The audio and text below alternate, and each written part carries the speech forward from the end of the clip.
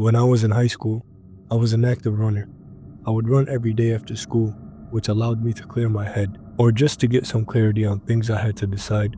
I had run track on and off since middle school, so I could keep a good pace while running distance, and could even run a good mile. This story takes place around the time I was a senior in high school, so there was a lot on my mind. Things like which college I was going to attend, or which colleges I could even get into. Everything was changing pretty fast, and the amount of stress I had from school had finally gotten to me. So I had decided that I would go running in a park after school one day just to give myself some time to think. The park was a pretty popular place. It had some really great trails, and it wasn't far off from my house, so I ran there pretty often. I always felt safe while running in the park, as I saw lots of people I knew, and often always saw someone on the trails. There were some undeveloped areas where you could run for scenic views, and you can even sometimes see deer and other animals. When I had gotten to the park, there were people there, but it wasn't as busy as usual, which didn't bother me as I had a lot on my mind and needed some time to run and just think. I did all the things I usually did, like stretch, and got ready to enter the woods. I put my headphones in, and the second I did, it blurred everything else out. I had started up my run with a nice little jog and passed some people and smiled like normal, until there was a man who greeted me with a smile that was extremely unsettling. If I had to describe it, I would say, imagine someone is looking down and they smile with no teeth while bringing their eyes up, like in the movie Smile. It was creepy, but I nodded and waved like I normally would. I tried not to pay too much attention to the man and kept running as I was at a public park, and it wasn't unusual to see people. I had maybe run a few laps around the common park area and kept passing the man in the same area, which struck me as weird, as I had run laps, and not little ones either, like laps that took 5 to 8 minutes. Every time I would pass, I would politely nod and keep running. After a while, though, I started to think more and more about the situation.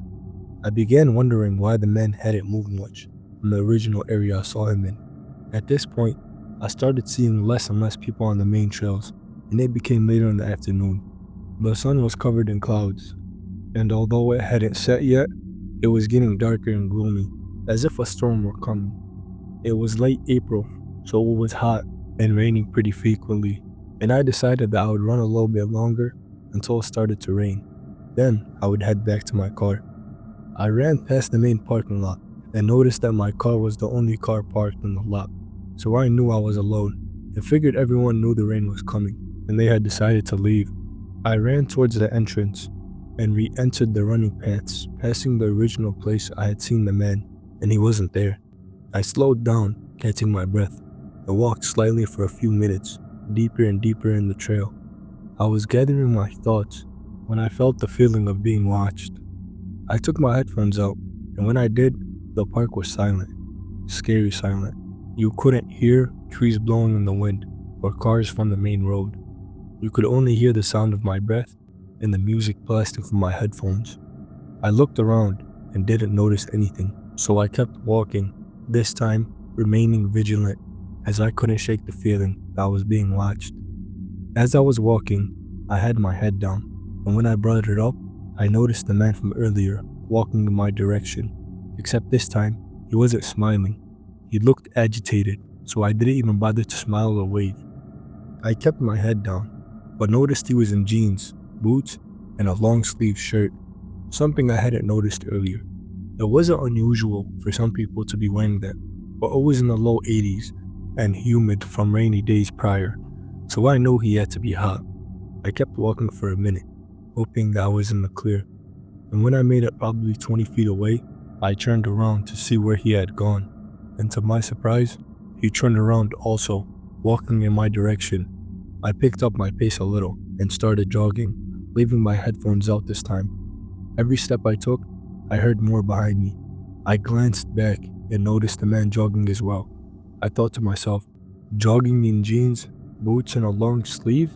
I was so deep into the trail though, that I was equidistant to both the start and finish, and if I kept going, that I would loop around to my car without having to turn around. But every step I took me deeper and deeper into the woods, further away from the main road, and although it seemed dumb, I knew I could not have ran past the man if he was planning on doing something, and I didn't want to find out neither. I had close to a mile left on the trail, but every time I would pick up the pace, so would he. I kept hoping that he would stop to take a breath, but he never did. I tried to rationalize it, but I couldn't, especially since every time I picked up the pace, he was quick too as well. The area was much darker now, and the rain had started pouring. I was now drenched, and as I took a look back, the man was even closer than before. He was gaining on me, and I knew that I had to make a fast decision. So I went for it, in hopes that if he was following me, he wouldn't calculate my next move. I was approaching the scenic dip off the trail that had been overgrown and covered by leaves and sticks, leaning downwards on the slope like a tall hill.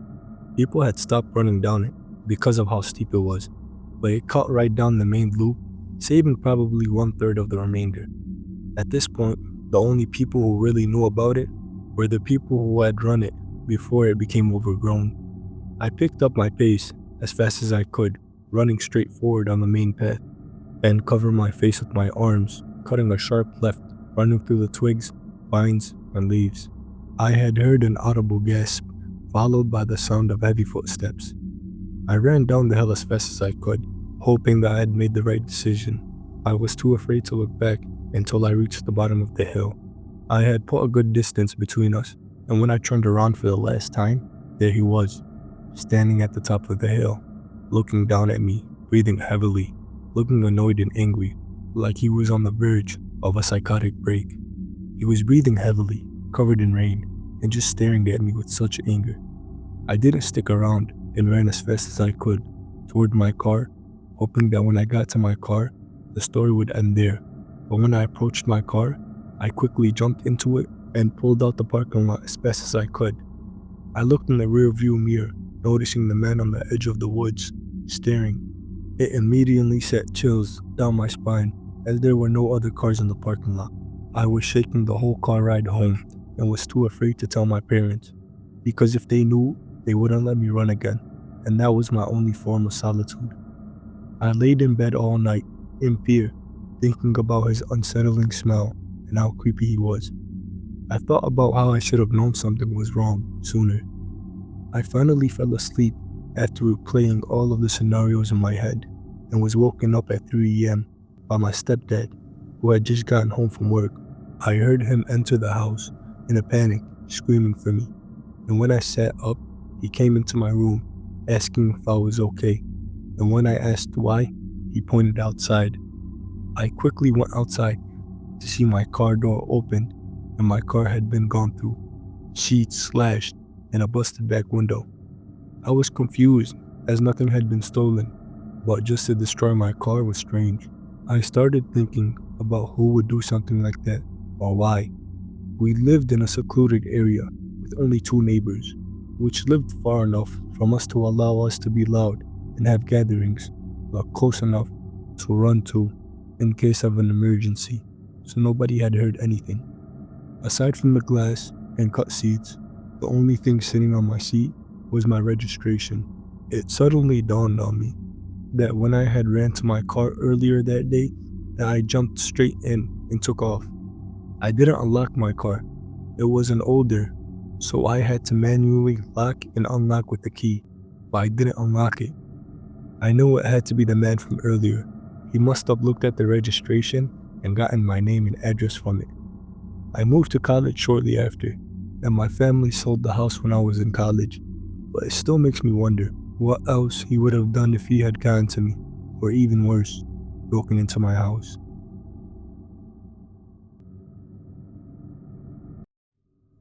I know this story is gonna sound crazy, but bear with me.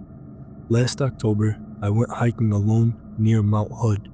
I was trying to get away from everything, work, noise, and people. I found the spot on an old Forest Service map called Owl Hollow near John Creek. Sounded perfect, secluded, and quiet, barely even mentioned online. The first few hours were fine, peaceful even, just the sound of the creek and my boots crunching gravel. It felt good, like I could breathe again, but sometime in the afternoon, that feeling started to creep in. You know, the one like somebody's watching you, At first, I tried to shake it off, told myself I was just being stupid. Big woods, alone. Of course, you're going to feel jumpy, but it kept getting worse. Around 3 p.m., I looked off the trail, into the trees, and there were just a pair of eyes staring at me through the brush. Not blinking, just watching. It wasn't a deer. I know what deer look like. This was different. It was lower to the ground, wrong shape, and no sound at all. I kept hiking, probably faster than I should have. About an hour later, I came around the bend, and there they were, a man and a woman. They were just standing there in the middle of the trail. I don't know how to explain it. Everything about them just felt off immediately. Their clothes were weird, like they'd walked out of an old photograph. Faded colors, stiff fabric, almost even dusty. I tried to say hello, maybe ask if they needed help, while my voice just kinda died. They didn't say anything either. They just stared. And when they passed me, they both turned their heads at the same time and smiled. I can't even describe it right.